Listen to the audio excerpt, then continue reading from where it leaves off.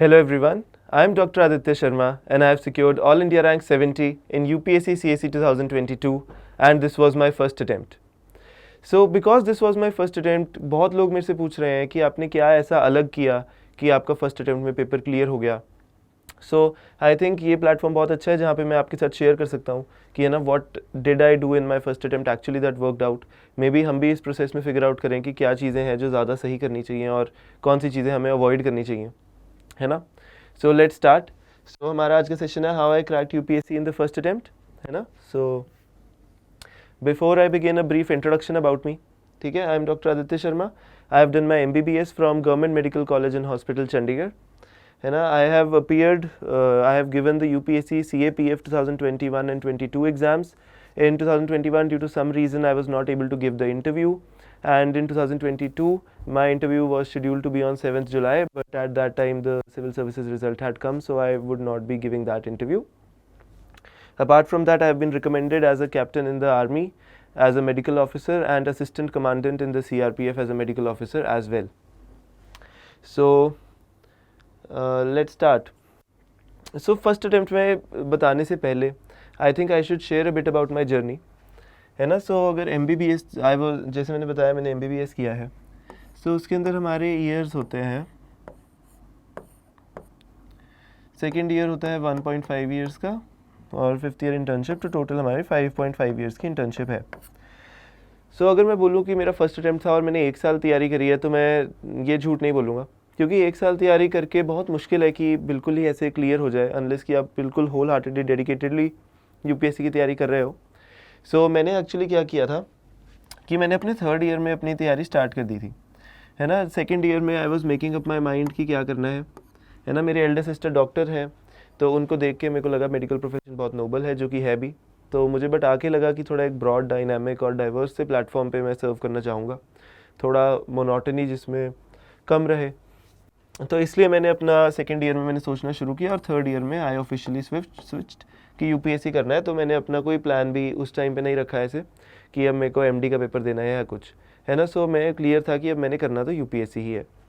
ठीक है, फिर थर्ड ईयर में मैंने अपना तैयारी स्टार्ट की. Then there was the fourth year and then fifth year जो इंटर्नशिप था उसके मैंने बीच में अपना प्रीलिम लिख दिया. सो मैं बोलूँगा वर्चुअली 2.5 ईयर्स की तैयारी मेरी पीछे से चल रही थी when I gave my first attempt. तो एक तो है I think how I cracked UPSC in my first attempt was I started early. ठीक है, कि मैंने स्टार्ट अर्ली किया. सो फर्स्ट पॉइंट जो हमारे यहाँ पे की होना चाहिए कि if possible you should start early. ठीक है, उसके अलावा सेकेंड पॉइंट था कि मेरे को आई आइडेंटिफाइड माई रिसोर्सेज.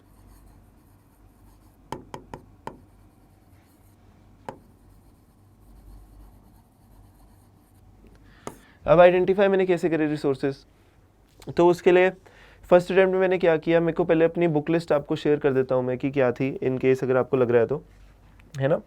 सो बुक लिस्ट ऐसी थी कि हमें पता है पॉलिटी में we had Laxmikant.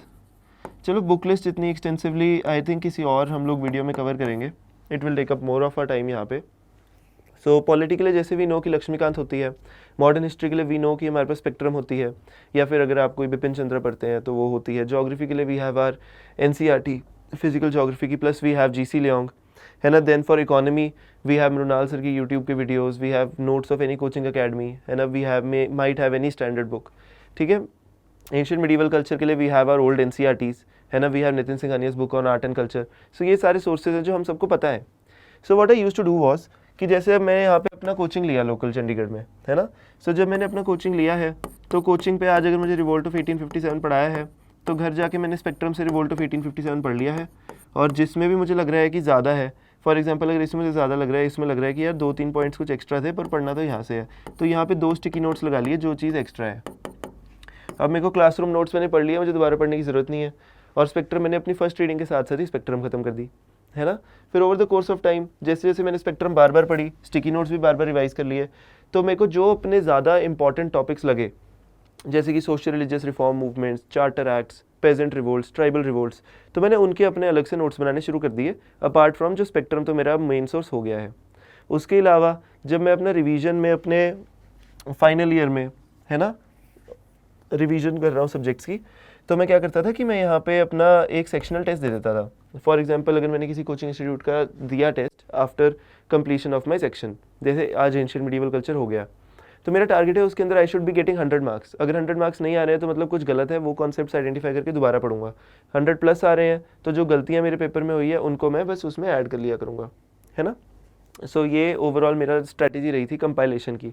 So as आप लोगों को पता ही होगा, है ना, we are coming out with run 2.0 batch, है ना, अनअकैडमी के अंडर ही. तो यहाँ पे आपको 900 plus worth of batch hours मिलेंगे, है ना. तो और इसका रेट जो है वो भी काफ़ी सब्सिडाइज्ड है. आप इजीली इसको लेके अपना पूरा साल अपना कोर्स चला सकते हैं. इसके अलावा इंडिया के बहुत अच्छे टॉप एजुकेटर्स यहाँ पे आएंगे, इस प्लेटफॉर्म पे पढ़ाएंगे. इसके अंदर मेंस के जो है हमारे टेस्ट सीरीज़ हैं, प्रीलिम्स के टेस्ट सीरीज़ हैं. इनफैक्ट मैं खुद यहाँ पे आके, है ना, कुछ सेशंस लूँगा. मेनली जो मेरे 10 आवर्स ऑफ आंसर राइटिंग होंगे और 10 आवर्स जो मैं एस्से के लूँगा.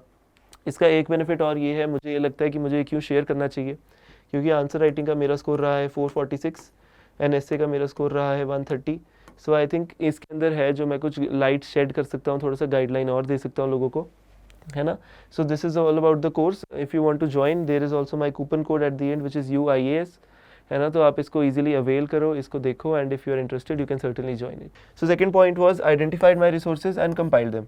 ठीक है. Third point was over reliance नहीं थी और एक सेल्फ बिलीफ था.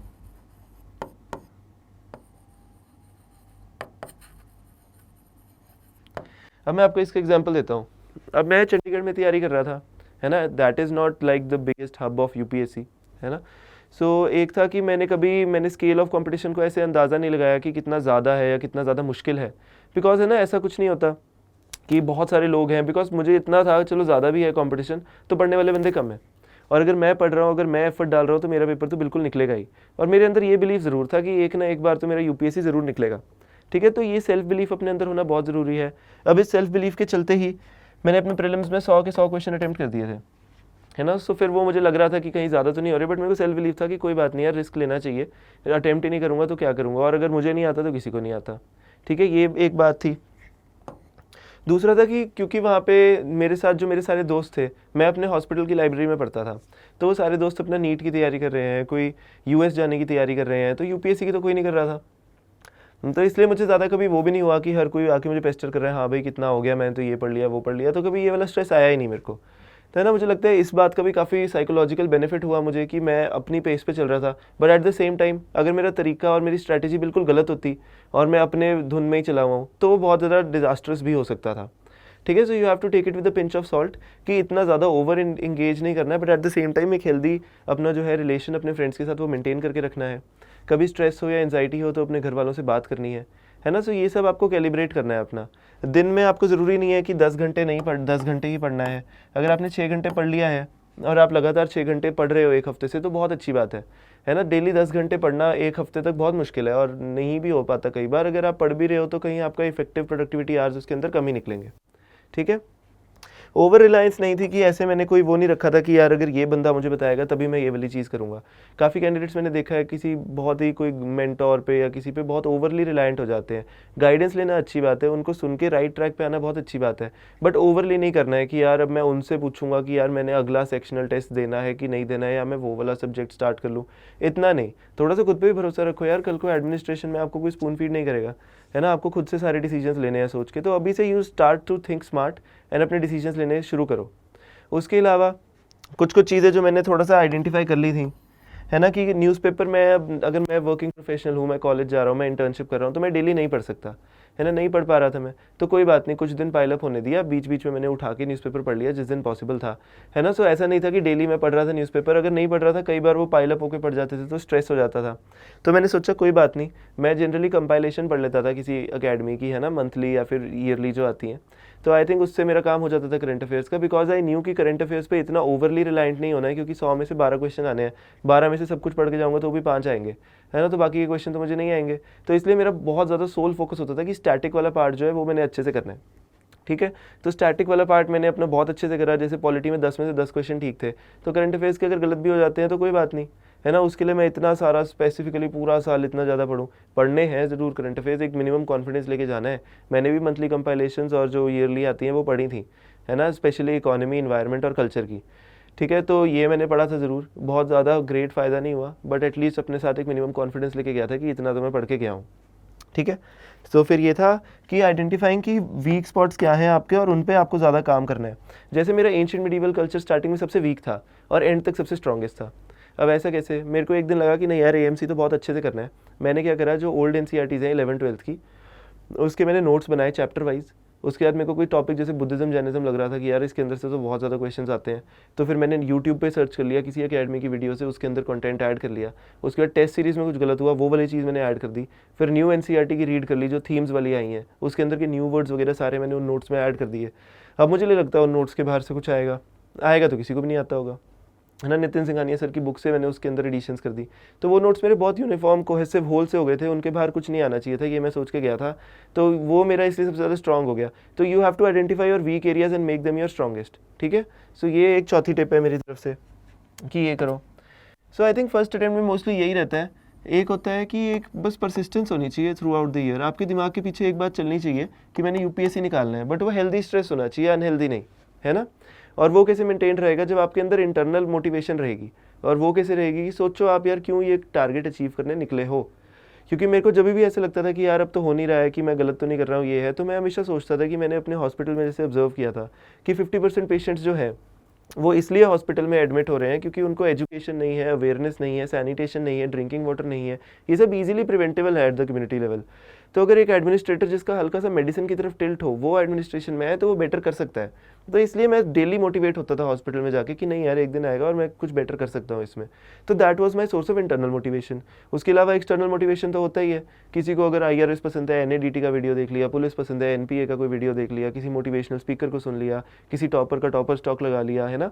सो ये सब भी है। ये सब छोटा है, टेम्पररी है, 2 से 3 दिन चलेगा, बट लॉन्ग टर्म तक ड्रैग करने के लिए आपको इंटरनल मोटिवेशन चाहिए, है ना। सो फर्स्ट अटेम्प्ट में करने का कोई वो नहीं है, be it your first attempt, be it your last, है ना, ज़्यादा फर्क नहीं पड़ता है। जैसे मैं बताऊँ, अगर मेंस की मेरी तैयारी प्री के बाद बहुत ज़्यादा नहीं थी, वर्चुअली नेग्लिजिबल सी थी, तो उन 3 महीनों में मैंने बहुत ज़्यादा काम खींचा अपना, है ना। मैंने खुद पे कॉन्फिडेंस रखा कि कोई बात नहीं यार, अगर करूँगा तो हो जाएगा। क्योंकि मेरे को लग रहा था लोगों ने 5-5 बार से मेंस लिख रहे हैं, उनको तो मेरे से बहुत ज़्यादा आता होगा, बट ऐसा नहीं है।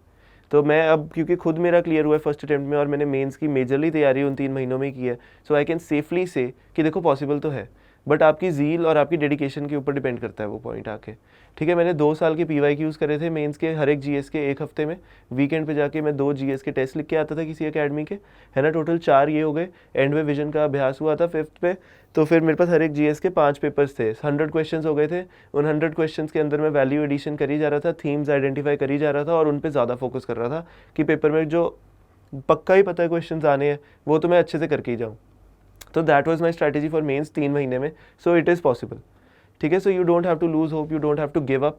जब भी हो पूरा जोर मारो। अगर मेंस लिख रहे हो तो मेंस लिखने का बार बार मौका नहीं मिलता, give it your best shot. Aggressive intent से जाओ स्टार्टिंग में कि मैंने भाई करना ही है पेपर अच्छे से अपना, है ना। क्वेश्चन नहीं छोड़ के आने वहाँ पे, है ना। प्री में भी ट्राई करो कि आजकल इंटेलिजेंट गेस करना है, पीवाईक्यूज़ को अच्छे से। हाँ, एक 6 पॉइंट और था फर्स्ट अटेम्प्ट मैंने कैसे किया, पीवाईक्यूज़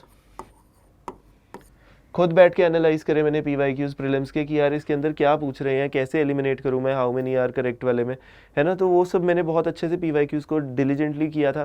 तो I think that really plays a role. आप एक बार ट्राई करना, है ना, कि यूट्यूब पे कुछ डाल देना कि पीवाईक्यूज़ सब्जेक्ट वाइज भी डाले हुए हैं किसी किसी इंस्टीट्यूट ने कहीं कहीं। खुद आप सब्जेक्ट वाइज उनकी ऑनलाइन कंपाइलेशन ढूंढ लेना और उनको सॉल्व करो, है ना। ऑप्शंस को स्टडी करो।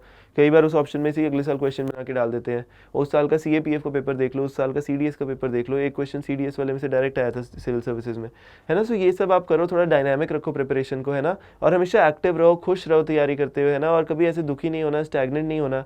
एंड आई थिंक हो सकता है कॉलेज में साथ साथ करते हुए भी आप कर सकते हो। You have to give out hours जब भी पॉसिबल है। रात को नाइट ड्यूटी में आई नो मेरा 2 से 4 बजे का टाइम जो था वो बड़ा फ्री होता था थोड़ा सा रिलेटिवली, तो उस टाइम पे मैं ज़्यादा पढ़ाई करता था, है ना। सो ऐसे ऐसे you have to figure out क्या करना है। हर एक पॉसिबल टाइम को यूटिलाइज करो, अपने आप को एंजॉयमेंट का भी टाइम दो। संडे को 1 दिन का ब्रेक ले लिया, हाफ डे का ब्रेक ले लिया, कोई बात नहीं, पर फिर बाउंस बैक करो नेक्स्ट डे, है ना।